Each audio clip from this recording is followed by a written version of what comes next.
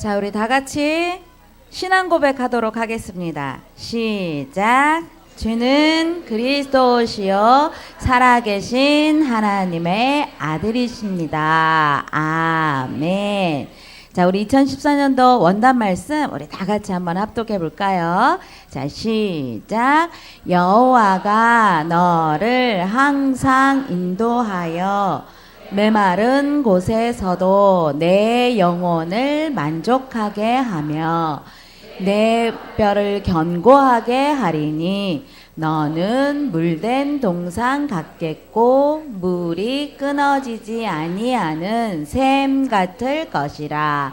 아멘. 우리 부모님들이 다 이렇게 암송하신 것 같아요. 그러면 이번에는 우리 아가들 한번 축복해 볼게요. 자, 시작.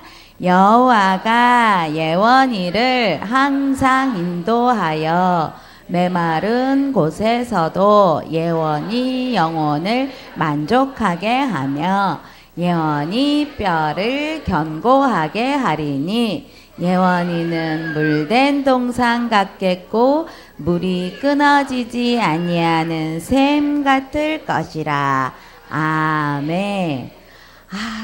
이렇게 말씀으로 우리 아가들을 축복하니까 우리 부모님들도 가슴이 뿌듯하고 그 축복 기도를 받는 우리 아가들도 말씀이 전달되고 언약 속에서 잘 자라는 줄 믿으시기를 바랍니다. 이 시대에 가장 큰 위기를 만난 현장이 어딜까요? 그것은 바로 가정 현장입니다. 위기 만난 가정으로 인하여서 많은 자녀들이 고통을 안고 있죠. 문제는 이 위기를 만난 가정의 문제는 사실 가족 구성원이 너무 중요하죠. 서로를 바라보면서 기대치가 너무 높거나 또 아이들을 양육하면서 많은 것들을 부모들이 요구한다면 그 가정은 더 이상 행복한 가정이라고 할 수 없을 것입니다. 행복한 가정은 어떤 가정이냐? 서로가 서로를 바라볼 때 하나님 중심으로 우리 남편은 하나님 자녀야. 우리 아내는 하나님 자녀야. 우리 아가도 엄마 아빠 자녀가 아니라 하나님 자녀야. 영적인 중심으로 하나님 중심의 눈으로 볼 때에 그 가정은 정말 행복한 가정이라고 할 수 있을 것입니다. 이스라엘 민족이 430년 동안에 그 애굽에서 탈출해서 이 광야 생활 한 40년 동안을 살게 되었죠. 그런데 아무리 광야였지만 질서가 없는 그런 생활이 아니라 하나님의 말씀에 순종하면서 항상 성막 중심으로 하나님의 임재를 의미하는 그 성막 중심으로 12지파가 쫙 진을 쳐서 그 뒤에 이스라엘 민족이 함께 생활을 하였다는 사실입니다. 무엇이냐 하면 아무리 광야 생활이었지만 내 마음대로 하는 그런 삶이 아니라 언제나 그 중심은 말씀 중심, 하나님 중심. 그래서 우리의 가정이 이런 중심의 삶을 살 때에 내 자녀는 행복한 가정 속에서 행복한 꿈을 꾸면서 자라나지 않을까 싶습니다. 지난주에 우리가 태아교실을 개강을 했는데 제가 우리 임산부들에게 어떤 말을 했느냐. 엄마가 행복하면 아가도 행복해요. 임산부가 행복하면 태아가 행복해요. 우리 다 같이 한번 따라 해볼까요? 엄마 아빠가 행복하면 아기가 행복해요. 그렇습니다. 반대로 엄마 아빠가 늘 근심 걱정에 쌓여 있고 늘 세상 염려에 휩싸여 있으면 그 문제와 그 사건과 그 두려움은 고스란히 우리 아가들에게 전달이 될 수밖에 없다는 사실이죠. 지난주에 큰 이슈가 되었던 그 사건이 있었는데 작년에 그 어린 딸을 계모가 학대하고 폭행해서 결국은 숨지게 만들었는데 이 어머니가 얼마 전에 사형을 구형받았던 것이 지난주에 큰 이슈가 되었습니다. 얼마나 폭행을 심하게 했으면 우리 인간이 24대의 갈빗대가 있는데 16대가 부러져서 그 16대가 부러지면서 폐를 찌르면서 아이가 사망을 하게 되었죠. 그런데 그 원인이 소풍 가고 싶어서 엄마한테 소풍 보내달라고 했는데 그게 다양한 문제의 그런 빌미가 되어서 어머니가 폭행을 하였던 그런 이유가 되었는데, 더 이상 이 아이에게는 가정이라는 가장 보호받아야 되고 가장 행복해야 되고, 이 아이가 바깥에 나가서 뛰어놀다가 가정에만 들어오면 안전장치가 되어져야 될 그 가정이 이 아이에게는 더 이상 안전지대가 아니었을 것입니다. 얼마나 두려웠을까요? 얼마나 무서웠을까요? 그래서 이렇게 행복해야 될 가정, 축복받아야 될 우리 자녀들이 이렇게 고통 속에 있다는 것을 우리는 시대적인 문제로 보면서 우리의 가정은 어떤 가정이 되어져야 되느냐, 그리고 우리가 이런 하나님의 중심된 가정 속에서 이것이 증거가 되어져서 우리의 가정이 증인의 가정이에요.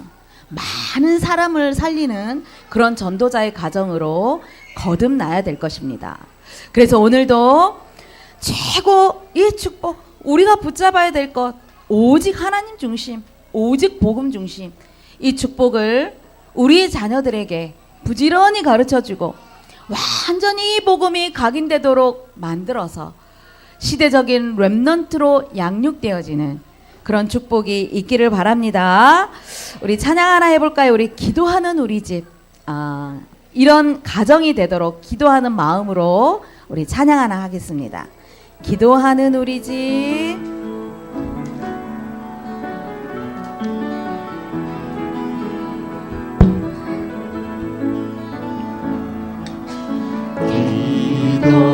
기도하는 우리 집, 주님 주인 되시죠. 성령으로 하나 되어 사랑이 넘쳐나죠. 우리 아가들 한번 안아줘보세요. 아침마다 저녁마다 주 말씀 함께 나누며 주의 복음 증거하는 축복의 보금자리죠. 아빠 말씀 주시고 엄마 기도하시고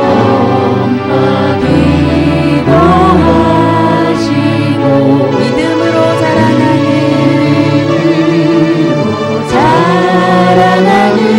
약속의 자녀들이죠. 주님 말씀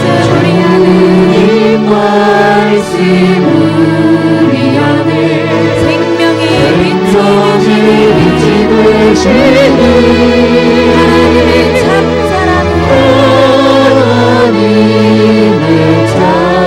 사랑은 세상에 점벌레요. 아멘.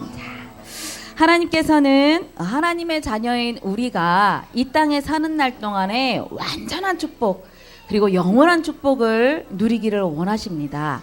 그러면 우리는 어떻게 하면 될까요? 그리고 이 완전한 축복을 우리 자녀들에게 어떻게 하면 전달할 수 있을까요? 그 첫 번째로 우리는 영혼을 위한 선택을 해야 할 것입니다. 예수님께서 길을 가시는데 한 청년이 예수님 앞에 무릎을 꿇고 이렇게 질문을 합니다. 선한 선생님, 내가 어떻게 하면 영생을 얻을까요? 이렇게 질문을 하고 있습니다. 누가복음 18장에 보니까 바로 이 청년은 유대인의 관원이라고 기록이 되어 있습니다. 관원이라는 것은 지금으로 말하면 국회의원 정도 그 직급을 가진 사람을 의미하죠.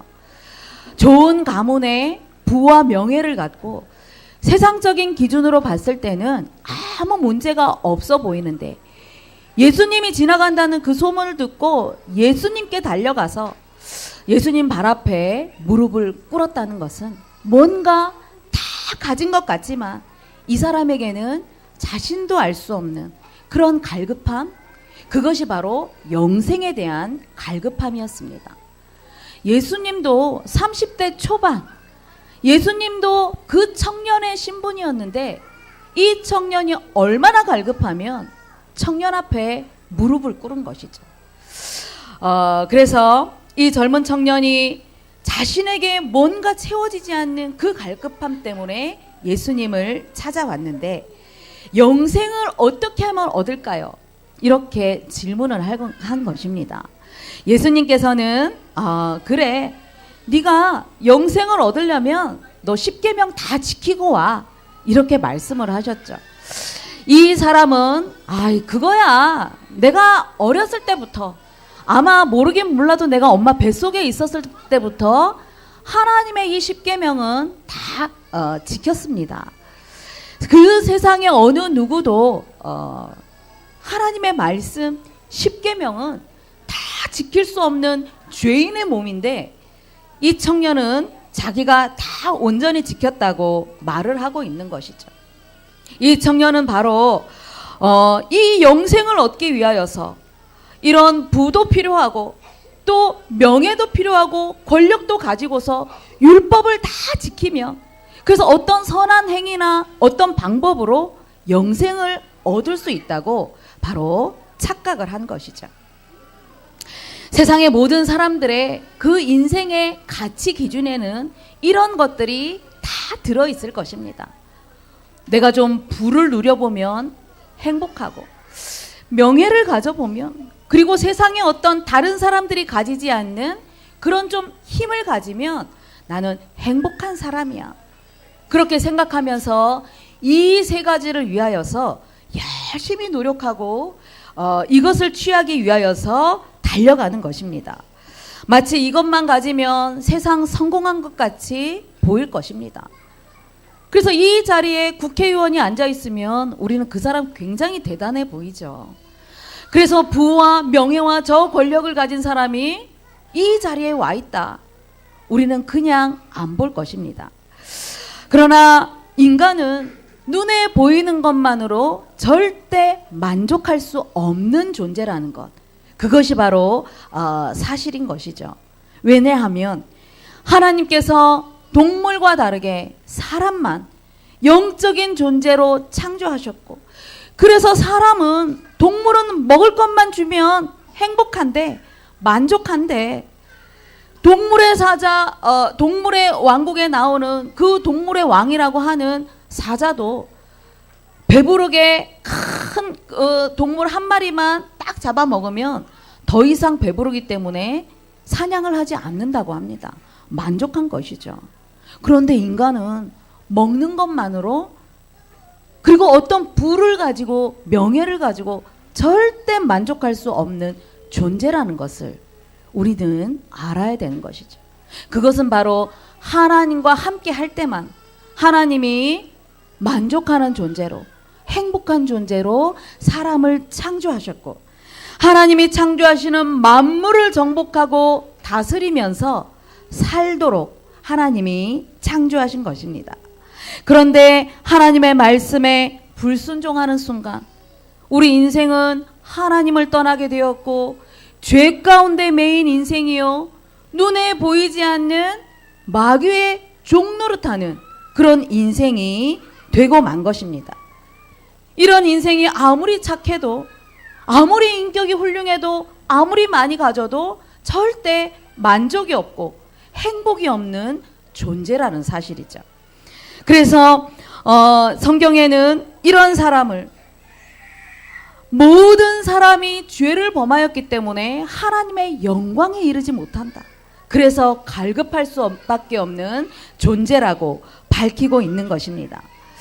그래서 그 어떤 노력으로도 죄인된 몸은 절대 하나님을 만날 수 없고 절대 영원한 그 생명을 얻을 수 없는 존재이기에 하나님이 해결책을 주셨죠.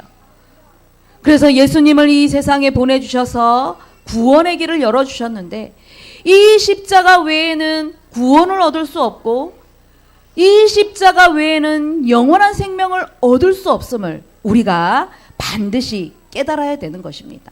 그래서 인생의 참 만족은 구원을 먼저 얻어야 되고, 그 구원 속에 영원한 참 축복이 있음을 우리는 언약으로 붙잡아야 되는 것이죠.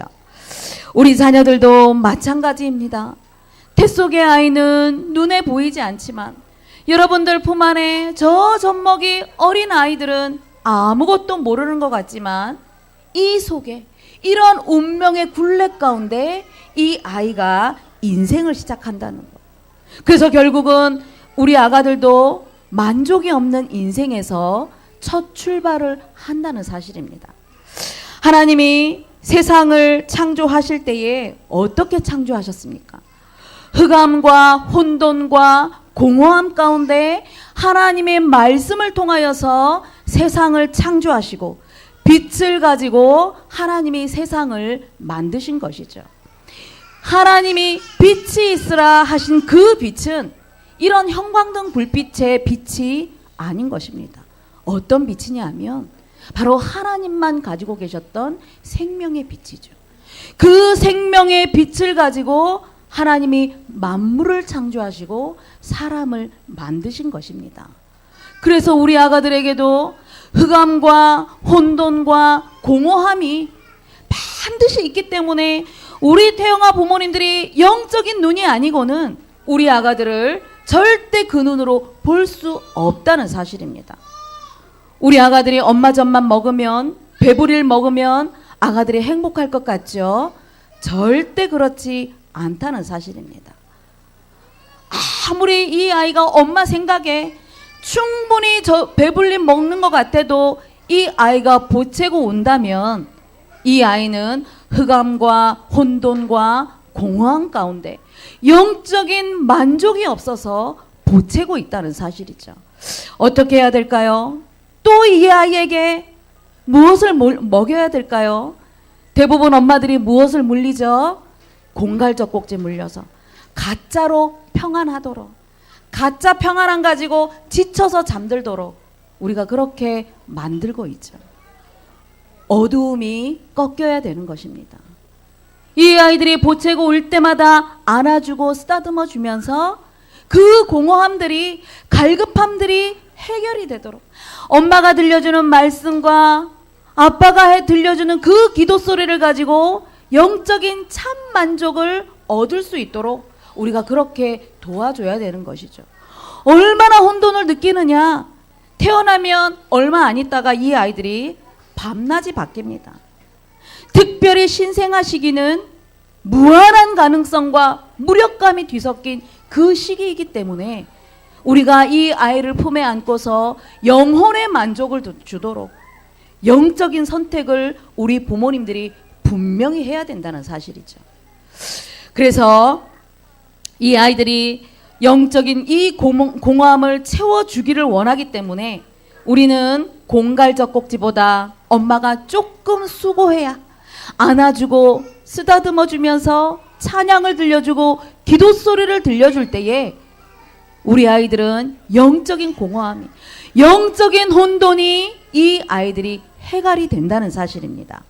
그래서 우리 아가들이 어린 시절 품에서 3년 동안 엄마의 헌신 속에, 우리 조부모와 아빠의 수고 속에 이렇게 영적인 이 축복 속에서 성장한다면 이 아이들은 어디를 가든 무엇을 하든 세상에 어떤 선택의 갈림길에 섰을지라도 오직 예수를 선택하는 그런 렘넌트가 되는 줄 믿으시기를 바랍니다. 예수님께서 하나님의 계명을 다 지켰다는 이 부자 청년에게 그래도 내가 영생을 얻기에는 부족한 것 한 가지가 있구나. 그것이 바로 네가 가지고 있는 것이다. 그래서 네가 가지고 있는 모든 것을 다 팔아서 가난한 자에게 주고 나를 따라와라. 이렇게 말씀을 하셨습니다. 그런데 재물을 다 팔아서 가난한 사람들에게 나눠주라고 하니까 이 부자 청년이 근심이 되어서 슬픈 기색을 하고 예수님을 떠나간 것입니다. 성경에서 가장 비참한 인생 선택을 한 장면이죠. 예수님께서 나를 따라오면 영생에 있음을 기회를 주신 것인데 자신의 그 생각과 그 인생의 가치 기준 때문에 영원한 축복을 발로 차버린 것입니다. 인생은 끊임없는 선택의 연속입니다. 그런데 우리가 어떤 선택을 하느냐, 그 선택의 기준은 우리 가치에 달려 있습니다. 평상시에 내가 무엇을 귀하게 여기느냐, 평상시에 내가 무엇 때문에 인생을 사느냐, 이러한 가치 기준이 매 순간순간마다 선택을 하게 하는 것입니다. 이 부자 청년은 재물이라는 것은 우리가 육신의 몸을 입고 이 땅에 사는 달 동안에 잠깐 필요한 것이지 재물은 영원한 것이 못 된다는 것이죠. 이 세상에 어느 누구도 능력이 많은 사람도 죽을 때 재물을 가지고 가는 사람은 아무도 없습니다. 그렇기 때문에 우리가 늘 인생의 우선순위가 무엇이냐 점검을 해야 되겠죠. 한 번 주어진 이 잘못된 선택으로 영원한 축복을 놓친 이런 부자 청년 같은 오류를 범하지 말고 오늘 하나님이 내게 주신 영생의 축복, 영원한 축복을 우리 태영아부 부모님들이 붙잡고 이것을 가장 귀하게 여기면서 우리 자녀들에게 오직 예수 그리스도의 십자가 복음을 부지런히 가르쳐서 예수님만 전달하는 그런 축복에 우리 모든 부모님들이 되시기를 바랍니다. 우리 찬양